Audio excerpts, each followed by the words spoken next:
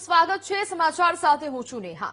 રાજ્યમાં હજુ 24 કલાક ભારે વરસાદની આગાહી વ્યક્ત કરવામાં આવી છે। આવતીકાલે 11 જિલ્લાઓમાં વરસાદનું યલો એલર્ટ આપવામાં આવ્યું છે। બનાસકાંઠા, સાબરકાંઠા, અરવલ્લીમાં ભારે વરસાદની આગાહી વ્યક્ત કરવામાં આવી છે। મહીસાગર, દાહોદ, છોટાઉદેપુરમાં પણ ભારે વરસાદની સંભાવનાઓ છે તે વ્યક્ત કરવામાં આવી છે। નર્મદા, તાપી, ડાંગ, નવસારીમાં ભારે વરસાદ થવાની શક્યતાઓ છે।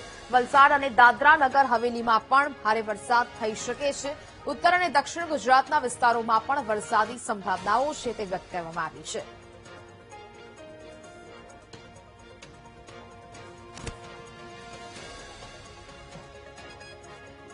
તો 7 દિવસ સુધી વરસાદની આગાહી વ્યક્ત કરવામાં આવી છે। આવતીકાલે 11 જિલ્લામાં યલો એલર્ટ છે તે જારી કરવામાં આવ્યું છે। વલસાડ અને દાદરા નગર હવેલીમાં પણ ભારે વરસાદની સંભાવનાઓ વ્યક્ત કરવામાં આવી છે।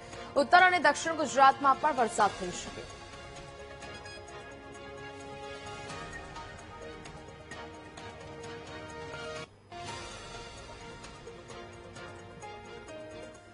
તો 11 જેટલા જિલ્લાઓમાં એલર્ટ છે તે આપવામાં આવ્યું છે। વરસાદી સિસ્ટમ છે તે શરૂ થઈ છે અને તેને કારણે વરસાદ થતો જોવા મળી શકે છે।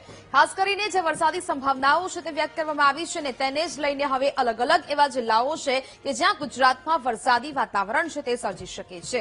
ખાસ કરીને બંગાળની ખાડીમાં જે સિસ્ટમની વાત કરી હતી તે સિસ્ટમ અત્યારે હાલ વધારે જોવા મળી રહી છે। તેનું પ્રેશર છે તે વધી રહ્યું છે, જેને કારણે હવે આ સંભાવનાઓ છે તે અહીંયા વ્યક્ત કરતી જોવા મળી રહી છે। સૌથી પહેલા બંગાળની ખાડીની આપણે જે વાત કરી હતી તેને કારણે અત્યારે અનેક દેશોના અનેક રાજ્યોમાં ભારે વરસાદ છે તે થઈ રહ્યો છે। ગુજરાતમાં પણ તેની અસર જોવા મળી શકે। ગુજરાત પર આવી જઈએ તો ગુજરાતમાં પણ હવે ભારે વરસાદ અનેક જગ્યા પર થાય તે પ્રકારની સ્થિતિ છે તે જોવા મળી રહી છે। ખાસ કરીને અહીંયા વિસ્તારો છે કે જ્યાં વરસાદી વાતાવરણ છે તે વિંડીના માધ્યમથી આપણે જોઈશું કે જ્યાં વરસાદી સંભાવનાઓ છે તે છે। અહીંયા ખાસ અમદાવાદમાં વરસાદી સંભાવનાઓ છે। આ બાજુ દક્ષિણ ગુજરાતના જે જિલ્લાઓ છે ત્યાં પણ વરસાદી સંભાવનાઓ છે તે વ્યક્ત કરવામાં આવી રહી છે। વેરાવળ છે, આ બાજુ નવસારી છે તે સહિતના વિસ્તારોમાં વરસાદી સંભાવનાઓ છે તે વ્યક્ત કરવામાં આવી રહી છે। ખાસ કરીને દક્ષિણ ગુજરાત અને ઉત્તર ગુજરાતમાં પણ વરસાદ થતો જોવા મળી શકે। એટલે કે આગામી દિવસો સુધી વરસાદી આ સંભાવનાઓ છે વ્યક્ત કરવામાં આવી છે। ઉત્તર ગુજરાતમાં મહેસાણા છે, વાવ-થરાદ છે તે સહિતના અનેક જિલ્લાઓમાં વરસાદી વાતાવરણ છે તે થતું જોવા મળી શકે।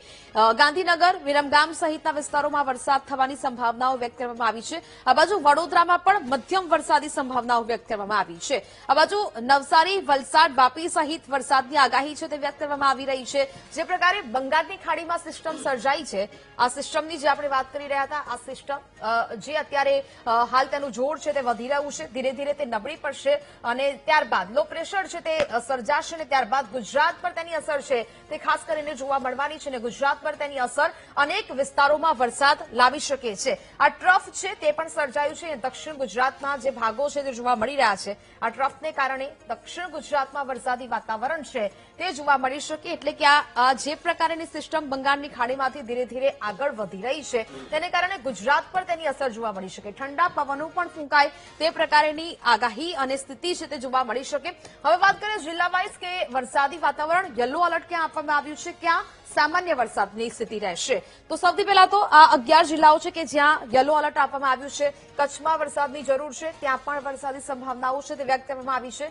ઉત્તર ગુજરાતના જે આ બધા જે વિસ્તારો છે ત્યાં પણ જિલ્લાઓ છે ત્યાં પણ વરસાદ થઈ શકે। વાવ-થરાદમાં વરસાદી સંભાવનાઓ, આ બાજુ બનાસકાંઠા, પાટણ, મહેસાણા, સાબરકાંઠા, ગાંધીનગરમાં વરસાદની સંભાવનાઓ છે।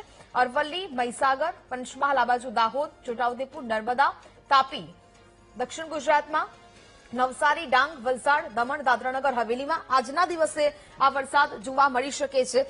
સૌરાષ્ટ્રની જો વાત કરવામાં આવી તો અમરેલી અને ભાવનગરમાં ભારે વરસાદ થવાની સંભાવનાઓ વ્યક્ત કરવામાં આવી છે। બાકી બધા જે જિલ્લાઓ છે ત્યાં મધ્યમ વરસાદ થતો જોવા મળી શકે। એટલે કે 11 એવા જિલ્લાઓ છે કે જ્યાં વરસાદી સંભાવનાઓ છે તે હવામાન વિભાગ દ્વારા વ્યક્ત કરવામાં આવી છે અને જેને લઈને યલો એલર્ટ છે તે આપવામાં આવ્યું છે। એટલે કે જુદા જુદા જિલ્લાઓમાં વરસાદ વરસી શકે છે। આગામી 2 થી 3 દિવસ સુધી આ પ્રકારની સંભાવનાઓ છે તે વ્યક્ત કરવામાં આવી છે। હજી પણ વરસાદી સિસ્ટમ છે તે લાગુ થતી જોવા મળી રહી છે અને આ વરસાદી સિસ્ટમને કારણે અત્યારે સંભાવનાઓ એવું બતાવવામાં આવી રહી છે કે વરસાદ છે તે પડી શકે છે। સારો વરસાદ થવાની સંભાવના પણ હવામાન વિભાગ દ્વારા વ્યક્ત કરવામાં આવી છે। વાત કરીએ હવે